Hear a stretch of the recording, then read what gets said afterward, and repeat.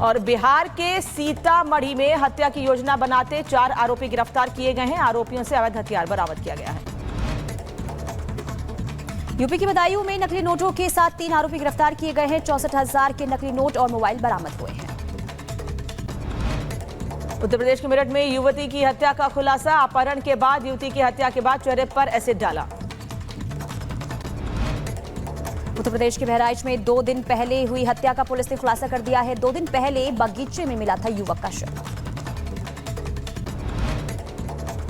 उत्तर प्रदेश के मैनपुरी में शराबी पति की हत्या करने वाली पत्नी को पुलिस ने गिरफ्तार कर लिया है। शराबी पति की पीट कर हत्या की थी। यूपी के गोंडा में बुजुर्ग की हत्या का खुलासा हुआ। संपत्ति के लालच में पोती ने की थी बाबा की हत्या।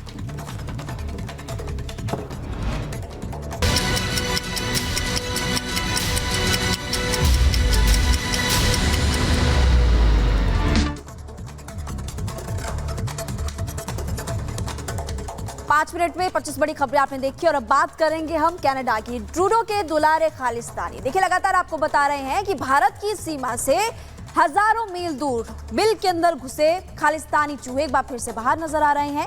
लेकिन अब वापस उनको उनके बिलों में भेजा जाएगा, क्योंकि वहां के जो सांसद है, कनाडा के एक सांसद ने आखिर कैसे खालिस्तानियों को लेकर के और पन्नों को लेकर के टिप्पणी की, क्या कुछ उनकी तरफ से कहा गया है, आपको इस रिपोर्ट के जरिए बताते हैं।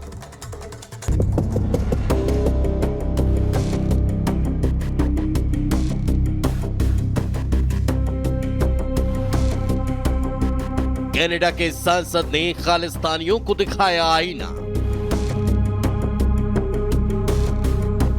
कहा, आजादी का गलत फायदा उठा रहे भारत विरोधी। ट्रूडो के गुर्गों को कनाडा में ही मिलने लगी चुनौती। खालिस्तानियों पर कनाडा की धरती पर ही मचेगा घमासान। आखिरकार कनाडा में छिपे बैठे खालिस्तानियों का उनके ही घर में विरोध शुरू हो गया। खालिस्तानियों की करतूतों से परेशान कनाडाई नागरिक अब उन्हें सुधर जाने की नसीहत दे रहे हैं। इस मुहिम की कमान संभाली गए कनाडा के सांसद सदस्य सांसद चंद्र आर्य ने। सांसद आर्य ने आरोप लगाया कि कनाडा को अड्डा बनाने वाले खालिस्तानियों ने अब उनके देश में गंदगी फैलानी शुरू कर दी है। ताजा मामला उस समय शुरू हुआ जब भारतीय एजेंसियों के डर से कनाडा में छिपे हुए खालिस्तानी पन्नू ने हिंदुओं को वापस भारत जाने की धमकी दे दी। इस धमकी पर भारतवंशी सांसद चंद्र आर्य भड़क उठे।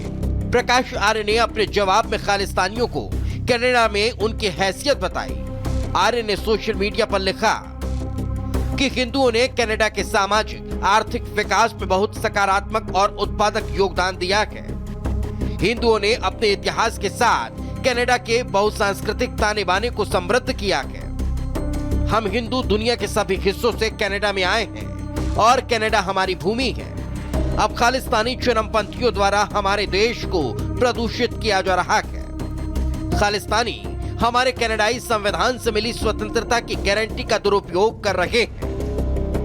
दरअसल भारत विरोध कर अपनी दुकान चलाने वाले कायर गुरपतवत सिंह पन्नू ने एक बार फिर भीख मांगने के लिए कटोरा उठा लिया है। आपको बता दें कि पन्नू को पाकिस्तानी एजेंसी ISI से पैसे मिलते हैं। आतंक का एक्सपोर्टर पाकिस्तान खुद ही भिखारी हो गया है, इसलिए खालिस्तानी पन्नू की फंडिंग भी कम हो गई है। पैसों के लिए पन्नू एक बार फिर से एक्टिव हो गए हैं। पाकिस्तानी आकाओं को खुश करने के लिए पन्नू ने बयानबाजी शुरू कर दी। पन्नू ने सोशल मीडिया पर भारत विरोधी बयानबाजी की। कनाडा में बसे हिंदुओं को भारत लौटने की नसीहत दी। फिर कनाडा में एक हिंदू मंदिर में तोड़फोड़ की गई। मंदिर की दीवार पर आपत्तिजनक बातें लिखी गई। मंदिर में तोड़फोड़ का शक खालिस्तानियों पर ही है। कनाडा के सांसद चंद्र आर्य ने इसी का विरोध किया है। आर्य ने ऐसे लोगों के खिलाफ सख्त कार्रवाई की मांग की। कनाडाई सांसद ने कहा कि मैं हमेशा कहता रहा हूं कि खालिस्तानी समर्थक नफरत और हिंसा की अपनी सार्वजनिक बयानबाजी से आसानी से बच जाते हैं। इसे लेकर हिंदू कनाडाई चिंतित हैं। कनाडाई एजेंसियां इस मुद्दे को गंभीरता से लेते हुए कार्रवाई करें। आपको बता दें कि पिछले कुछ दिनों से कनाडा भारत विरोधी खालिस्तानियों के लिए सुरक्षित पनाहगाह साबित हुआ है। पिछले साल खालिस्तानी आतंकी निज्जर की हत्या के बाद कनाडा और भारत के रिश्तों में खटास तक आ गई थी। कनाडाई प्रधानमंत्री जस्टिन ट्रूडो तो कई बार खालिस्तानियों के समर्थन में खुलकर सामने आ चुके हैं। आतंकी निज्जर की हत्या का मामला तो वहां की संसद तक पहुंच गया था। हालांकि भारत की कड़े तेवर के बाद ट्रूडो ठंडे पड़ गए, लेकिन एक बार फिर ट्रूडो राज में पाकिस्तानी खालिस्तानी लॉबी ने कनाडा में अपनी सक्रियता बढ़ाने की कोशिश शुरू कर दी है। Bureau report, Republic Bharat. Kargil war memorial पर हम मौजूद हैं और यहाँ से आपको दिखाते हैं कारगिल वॉर मेमोरियल के बिल्कुल पीछे है वो तोलोलिंग पहाड़ी। पूरी खड़ी चढ़ाई थी और लगातार गोलियां बरसाई जा रही थी। सभी सैनिक शहीद हो जाते हैं। कमांडर दिगेंदर सिंह, जिन्हें कोबरा के नाम से भी जाना जाता है, पीछे के रास्ते से वो जाते हैं। 14 घंटे की चढ़ाई के बाद और वहाँ पर तिरंगा झंडा फहरा दिया जाता है।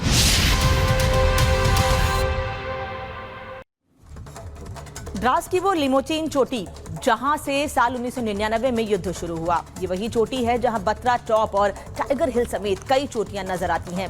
क्या है इस लिमोचीन चोटी की कहानी, ये बता रही हैं सहयोगी मीनाक्षी। 1999 में जिन पहाड़ियों की आड़ लेकर के पाकिस्तानी आर्मी ने घुसपैठ की थी, वो पहाड़ियां ठीक मेरे पीछे है। आपको सबसे पहले बत्रा टॉप दिखा देते हैं और उसी से लगा हुआ है टाइगर हिल। थोड़ा और आगे हम अगर बढ़ते हैं तो यहाँ पर 3 पिंपल भी नजर आ जाएगा। उसी के साथ लगा हुआ है गन हिल और तोलोलिंग की वो पहाड़ियां जहां पर कब्जा जमाया गया था, क्योंकि ये ऊंचाई में सबसे ज्यादा था। सीधी चढ़ाई थी और खड़ी चढ़ाई की वजह से लगातार फायरिंग की जा रही थी, जिसकी वजह से भारतीय सेना को काफी नुकसान भी झेलना पड़ा था। हमारे 500 से ज्यादा सैनिक शहीद हुए थे, 1300 से ज्यादा सैनिक घायल हुए थे। लेकिन किस तरीके से जो वहां से गोलियां बरसाई जा रही थी उसका भारतीय सेना ने मुंह तोड़ जवाब दिया। एक पूरी रणनीति बनाई गई थी। रात के अंधेरे में ये चढ़ाई चढ़ी जाती थी ताकि किसी भी तरीके से दुश्मन को यह आभास ना हो कि भारतीय सेना मूवमेंट कर रही है। बिल्कुल नीचे द्रास शहर था, वो गांव था और इसी के साथ राष्ट्रीय राजमार्ग लगा हुआ था। वहां से सेना का जैसे ही मूवमेंट होता था तुरंत पाक आर्मी को इसकी भनक लग जाती थी और वापस से गोलियों की बौछार शुरू हो जाती थी। सबका नतीजा एक ही निकला कि 26 जुलाई 1999 को यह घोषित कर दिया जाता है कि भारत ने कारगिल के युद्ध को जीत लिया है और पाकिस्तानी आर्मी को न केवल खदेड़ा है बल्कि मुंह तोड़ जवाब भी दिया है।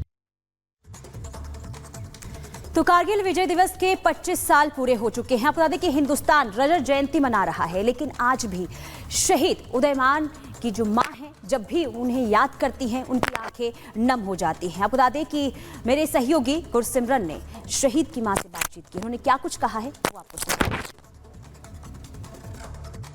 हम इस वक्त शहीद उदयमान के घर पर मौजूद हैं।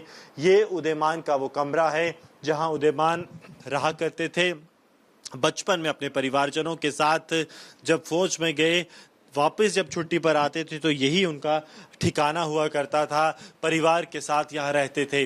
कश्मीर घाटी से लेकर जबलपुर तक हर जगह अपनी नौकरी करने के बाद जब 1999 में कारगिल युद्ध हुआ तो देश के शूरवीर को युद्ध में हिस्सा लेने के लिए कारगिल में भेजा गया और टाइगर हिल पर कब्जे के दौरान भारतीय मां के सपूत ने अपना सर्वस्व न्योछावर किया। एक मां ऐसी भी है जिसे 25 साल से वो दुख भी है और गर्व भी है। वो उदयमान की मां कांता देवी हैं, हमारे साथ मौजूद हैं। कांता जी, आज 25 साल हो गए, देश रजत जयंती मना रहा है। जब 25 साल पीछे देखती हैं तो क्या यादें हैं? जब मैं 25 साल देखती हूँ उसका सब कुछ मुझे याद है कि कैसे वो आता था, कैसे जाता था, कहाँ कहाँ घूमता था। कैसे 25 साल माँ के लिए बहुत बड़े होते हैं कि जब बच्चा 25 साल का होता है तो माँ बोलती है इसकी शादी करा दो, वो भी बड़ा हो गया। तो मैंने कुछ भी नहीं कराया था, उसका शादी भी नहीं कराई थी। अभी 19 साल का तो सारा गोल था, ये बड़ा टाइम था उसका 25 साल होने का। तो एक ही बेटा था, एक ही बेटा खोया है मैंने। आज उसकी बहुत ज़रूरत है क्योंकि उम्र भी हो रही है। मन करता कि कोई ऐसा होए कि जरा मतलब बैठे पूछे भाई कहाँ जाना आपने, कहाँ रहना है, क्या करना है, कुछ भी नहीं। जब कारगिल का युद्ध हुआ तब उदयमान घर पे थे, छुट्टी आए थे, आप बताते हैं क्या हुआ था तब? जब करगिल में युद्ध था तो हमें पता भी नहीं था कि करगिल युद्ध लगेगा। ऐसे लोग बोलते थे, हमें तो समझ भी नहीं थे भाई करगिल क्या है। करगिल का नाम नहीं सुना था मैंने।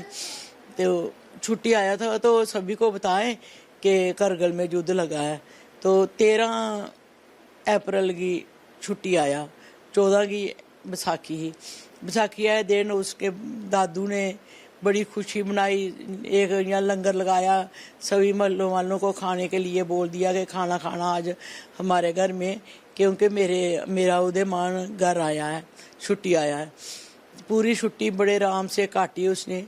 14 जून की छुट्टी ओदी खत्म हुई तो वो 14 जून की सोमवार था, सोमवार को चला गया ट्रेनिंग कैंप में।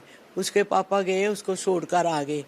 तो पहले जाता था फिर वापस आ जाता था, क्योंकि उनकी कानबाई नहीं जानी, कई बार कुछ से कुछ होया। उस बार तो कुछ भी नहीं होया, कानबाई भी जा दी, सब कुछ। तो चला गया 14 की, ते 5 जुलाई की वो शहीद हो गया, 5 को हुआ। तो जब शहादत हुई, शहादत की खबर आपको कैसे पता चली? उस दिन मैं ऐसे बाहर बैठी थी, तो ये उसके पापा स्कूल में फुटबॉल खेल रहे थे, शाम का टाइम था। तो एक लड़का आया, आँख लगा पापा कहाँ है, पापा कहाँ है। मैंने बोला कि पता नहीं स्कूल में हो गए। करता है मैं क्या कि मैं ऐसे पागल थी, मैं उसके पीछे दौड़ी, मैं मेरे को बता क्या बात है, क्या बात है। कहता कुछ नहीं ऐसे मैं पूछ रहा हूँ, ऐसे पूछ रहा हूँ। क्योंकि पहले डरे हुए थे कि मेरा बेटा करगिल में है, ये होना पता कि ये ने ऐसी बात पता चलेगी मेरे को। मैं दौड़ कर गई अगर सुनहरे की दुकान में, यहाँ